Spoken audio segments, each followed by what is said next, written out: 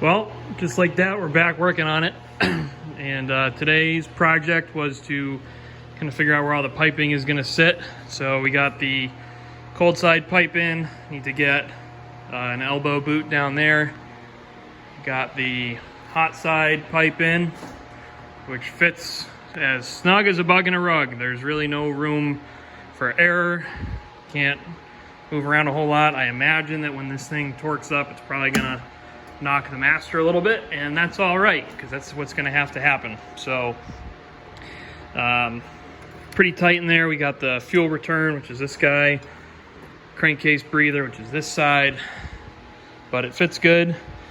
So that's pretty cool, because I wasn't sure that these pipes that are designed for a newer truck were gonna fit my older truck.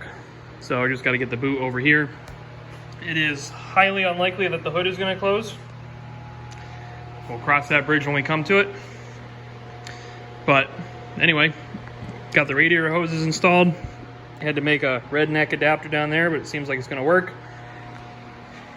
It fits like shit in the front, so we'll have to figure that out, probably with some conduit or something, wire loom to protect it. The upper fits good. So we are getting back into the swing of things, trying to get this thing on the road at some point this year. Back to work.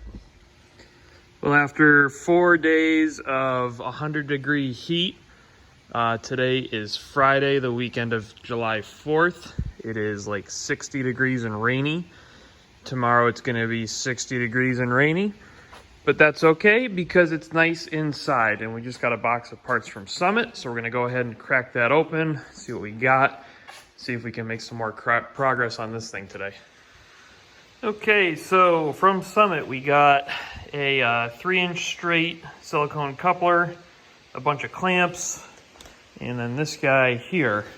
So some of the clamps are going to be for the radiator hoses, and then this pipe is going to wind up being what fills this gap here. According to my measurements and my research, there is no silicone boot that is readily available that is going to make that gap, and at least one that's not like $70. So this was like $30, and I'd much rather make it and just run a couple extra boots, or one extra boot, I guess. So the plan is going to be to cut this. Hopefully it's a tight enough radius. And then because these are under pressure, it's going to need to have some sort of lip or bead that the clamp can grab onto or sit behind. So according to my plan, I'm just going to run a ring of tack welds around it, and hopefully that works. So we're just going to get to work distributing out these clamps, and then when it comes time, I'll fire up the camera and we will see if we can make that elbow work. And then to make it match, I picked up this, which is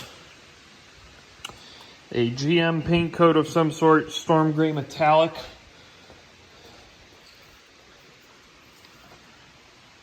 Not an exact match. It looks like this is going to have smaller flakes than that, but should still be pretty close. So we're going to get to work. All right, so I got my piece cut. It's basically just about 90 degrees out of that elbow, or that U-shaped piece, and fits pretty good. There is some kind of funky geometry happening here, where these two are square, or they're perpendicular this way, but they're not square like this way. So thankfully, I assume the boot is going to be able to account for most of that. So I got this kind of cleaned up. I still have some specs inside to take care of, but before I go ahead and weld the bead onto this, I'm going to mock it up with the boots just to make sure that the piece itself is going to work. And then once we verify that, I can go ahead and make my lip around for better sealing. So this kind of fits like shit. It kind of doesn't. I'll probably wind up doing this over in the future and using a tighter radius so that it's straighter going into each of the boots. I think for the time being it's gonna work. So I'm gonna go ahead and weld out my my beads onto that piece. And then I'm gonna throw some paint on it and call it good. Okay, so we got the piece marked out, and I wanna try and keep as consistent and straight of a line as possible. So what I did is I took 2 zip ties and tightened them up just a bit so that they won't shift around, but I can still move them, and traced around it. So that should give me a pretty nice, easy line to follow. And we're gonna go ahead and see if we can put a bead on this thing. So that's how it came out. A little bit of splatter, just being MIG. This is 2 rounds of beads. This is the better side. Hopefully it works, and if it doesn't, then we'll just remake it. So, gonna finish cleaning it up and get some primer and some color on it. Here's the finished product. We had some reaction with the paint, so I don't know what the fuck that's all about. I'm not a paint guy, but it's about as close as it looks on camera. It's not a direct match by any means, but for what I gotta do, it's close enough. So I'm gonna go ahead and stab that in there. Unfortunately, the idiot that ordered me clamps, which is also me, ordered the wrong size. So I'm gonna have to order some more clamps. But anyway, let's get this tossed in there. So guess who's a hoarder and had 2 clamps in stock? This guy. And guess who's an impatient asshole and put his parts on before the paint dried, and now they look like total shit? This guy. Yep.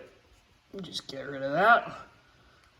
And just like that, we are ready for a test drive. Not at all.